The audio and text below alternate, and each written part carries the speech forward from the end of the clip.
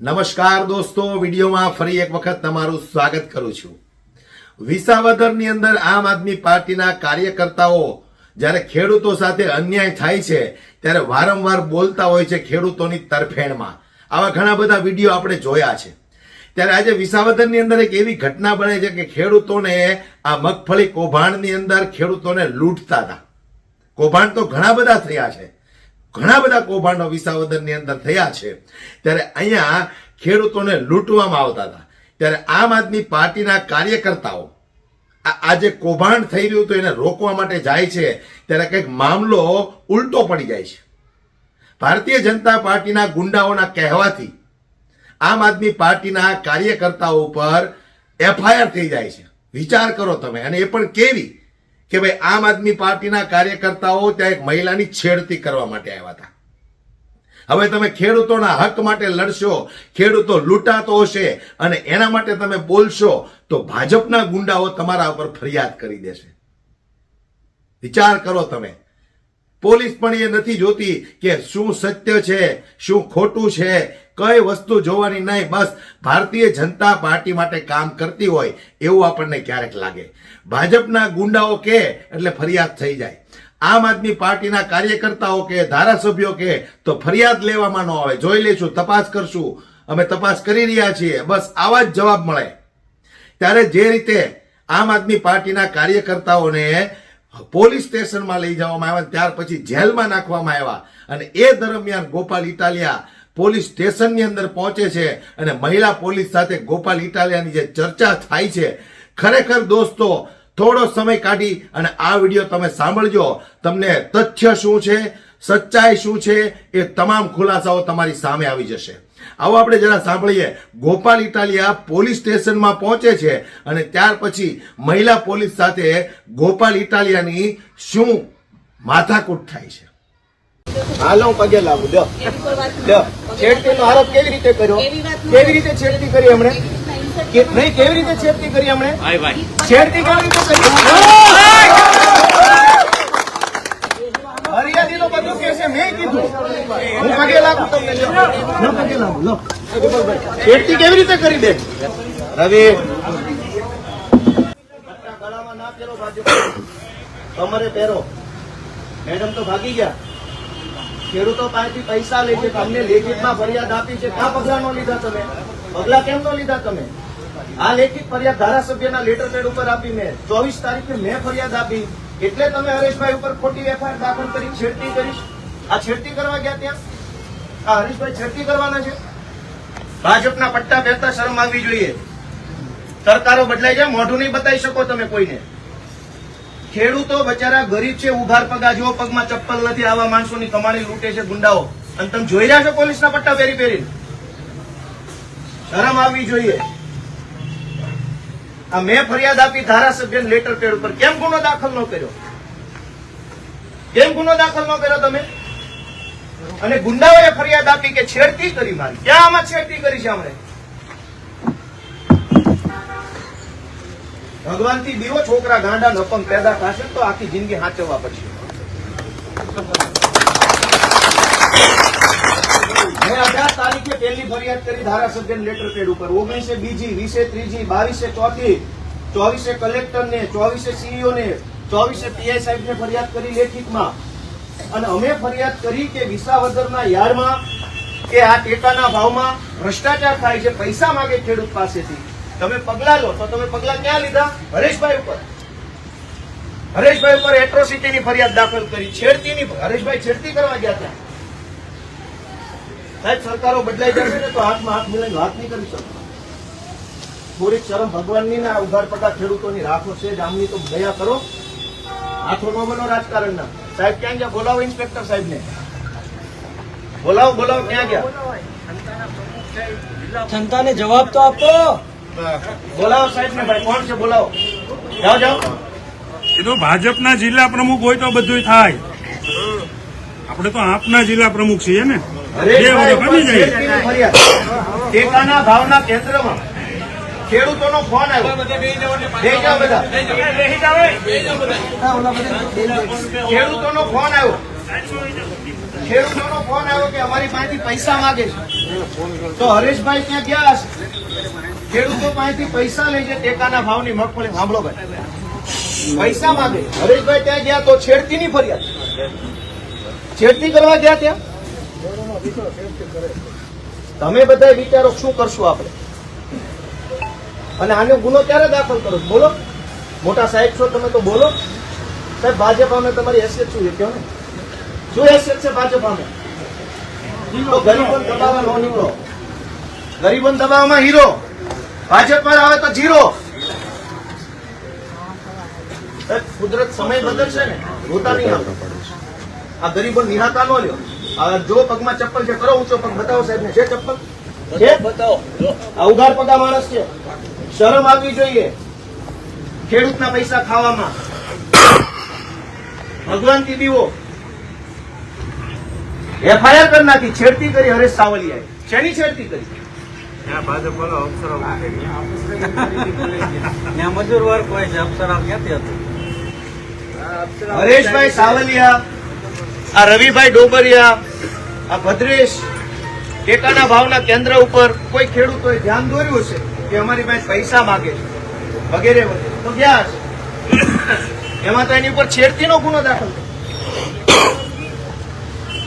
આવો સાહેબ. આ બીજી વાર રાત્રે 12 વાગે આપણી ઉપર એફઆઈઆર થઈ, એરિયામાં થઈ હતી. આ બીજી વાર થઈ. જનપ્રતિનિધિને જવાબ નથી આપતા તો આમ આદમી આવે તેની શું ઓકાત થાય? આ ગુનો ક્યારે દાખલ કરશો? ધારાસભ્યની ફરિયાદ છે તો આમાં તપાસ કર્યા વગર કર્યો ગુનો? તપાસ વગર એફઆઈઆર કરી? અમે આપીએ તો તપાસ કરશો, એમણે આપી તો વગર તપાસ જ છેડતી કેવી રીતે દાખલ થઈ? તમે જોઈ છેડતી? તમે જોઈ? તમે પોતે ત્યાં ઉભા હતા, તમે પેલી બેનને ધક્કો મારીને બહાર લઈ જાવ છો. તમે છેડતી જોઈ? ત્યાં છેડતી કરવા ગયા હતા આ લોકો. હું શું કહું, આ છેડતી કરવા ગયા હતા ત્યાં. એ છેડતી કેન્દ્ર છે, એ કોલેજ છે તો ત્યાં છેડતી કરવા ગયા. કોલેજ છે, આ કોલેજિયમ છે. તો ટેકાના ભાવની ખરીદી કરનારા લોકો ખેડૂત પાસેથી પૈસા માંગે છે, એના માટે થઈને કોઈએ એમને જાણ કરી. તો આનું શું છે? એક મિનિટ તમે એમ કહો જ્યાં રજૂઆત કરવાનું ના કરો. પ્રાંત અધિકારીને 18, 19, 20 તારીખે 3 વખત રજૂઆત કરી. આરએસી કલેક્ટરને 18 ને 22 તારીખે 2 વાર રજૂઆત કરી. કલેક્ટર સાહેબને 24 તારીખે મેં રજૂઆત કરી. 24 તારીખે સીઈઓ ને રજૂઆત કરી અને 24 તમને એફઆઈઆર આપી. હજુ તમે એમ કહો રજૂઆત કરો તો આ ગુંડા તમને રજૂઆત કરવા આવ્યા હતા? બેન, ભગવાનથી ડરો, ભગવાનથી ડરો. તો ધીમે એટલે પણ હું કઈ ખાઈ ગયો? તમે અમની ઉપર ખોટા આરોપ મૂકો. બેન, તમે છેડતીનો આરોપ કેવી રીતે લગાવ્યો ના ઉપર? હાલ હું પગે લાગુ. છેડતીનો આરોપ કેવી રીતે કર્યો? કેવી રીતે છેડતી કરી એમણે? નહીં, કેવી રીતે છેડતી કરી એમણે? છેડતી કેવી રીતે કરી? ફરિયાદીનો બધું કે છે, મેં કીધું. હું પગે લાગુ તમને. લો પગે લાગુ. લો, છેડતી કેવી રીતે કરી બેન? છેડતી કેવી રીતે કરી હરેશભાઈએ? લેટર લાવો મેડમ, લેટર આપજો. છેડતી કેવી રીતે કરી હરેશભાઈએ? બોલો.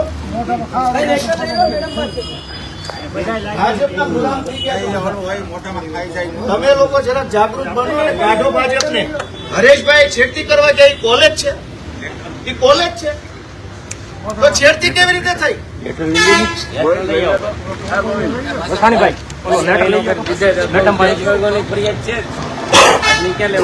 અને ઓલા બેન ક્યાં ગયા છે? પોક્સોની ફરિયાદ કરવા જ આવ્યા હતા, તમે કઢાડી મૂક્યા ક્યાં ગયા? ઓલી પોક્સોની ફરિયાદ ક્યાં ગયા? ભાઈ, તમે મહિલાઓના રક્ષક છો બહુ મોટા.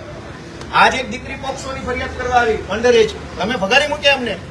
અને અત્યારે એમ કહો છો કે મહિલાએ ફરિયાદ આપી મેં લખી, તો બીજી એક દીકરી અહીં વિસાવદરની ફરિયાદ આપવા આવી છે. તમે ના લે ફરિયાદ.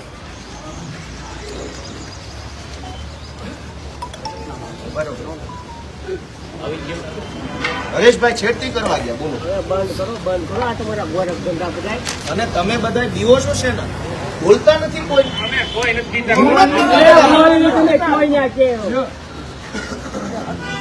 પેલા તો એ ગુંડા ઉપર એફઆઈઆર કરવાની છે. 18 તારીખથી 24 તારીખ સળંગ કરી એટલે હરેશભાઈ ઉપર ગુનો દાખલ કર્યો. મેં ફરિયાદ, ઓલી દીકરીએ વિસાવદર પોસ્ટે ફરિયાદ કરવા આવી. ક્યાં છે? બોલો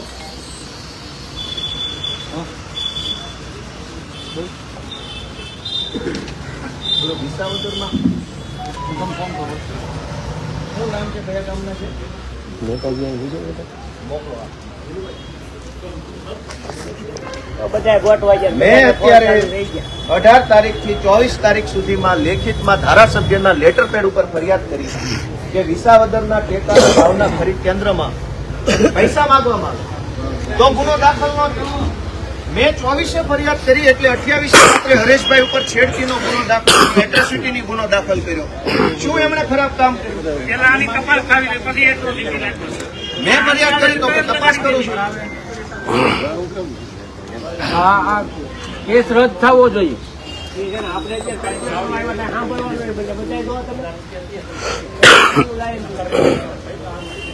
આપણે ફરિયાદ આપીએ તો તપાસ લખનદાઓ બધા હંપી જાય. બેહો બધા નિરાંતથી બેહો, બેહો, બેહો બધા બેહો. બેસો.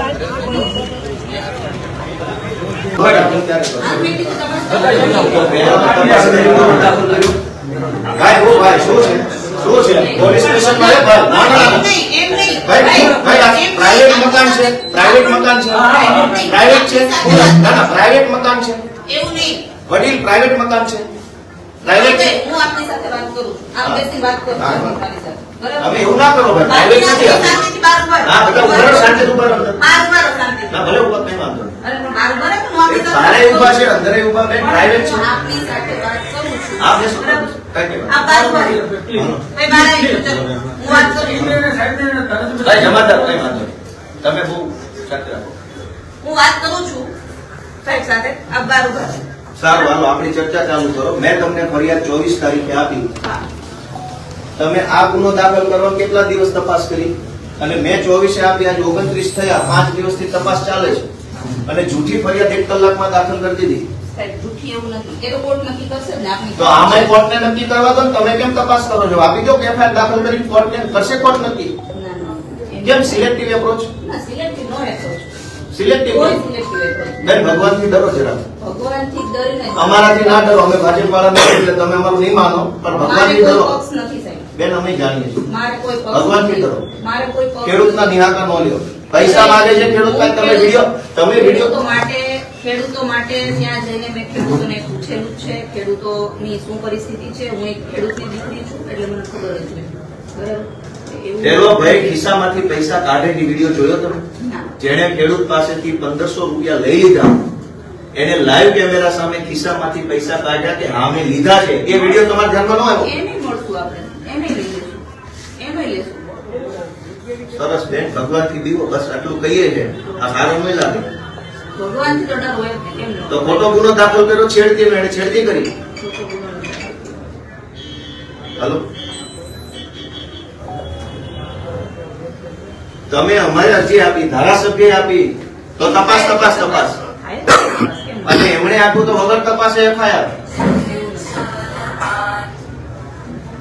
એવું નથી ગોપાલભાઈ. તમે જે વિચારો છો એવું નથી. અમે વિચારીએ એવું થોડું હોય, તમે મહાન છો, તમે કહો એમ જ હોય ને બધું. અમે તો નાચી જ માણસો છીએ, તુચ્છ છીએ, ભાજપ વાળા મહાન બધા. મેં કીધું મારે કોઈ પક્ષ નથી. હું આપને હજી ચોખ્ખું કહું એ છું. તો બધા જાણે ગુજરાત જગ જાય છે બેન, ગરીબોના નિહાળતા ન લ્યો. સરકારો બદલાઈ જશે, મોઢાની બતાવી શકો કોઈને. જરાય નથી. ગરીબોને એના શું કામ વિચારે? ખેડૂતો પાસેથી પૈસા લેવું, તમને વિડીયો બતાવું બારે. વિડીયો બતાવો.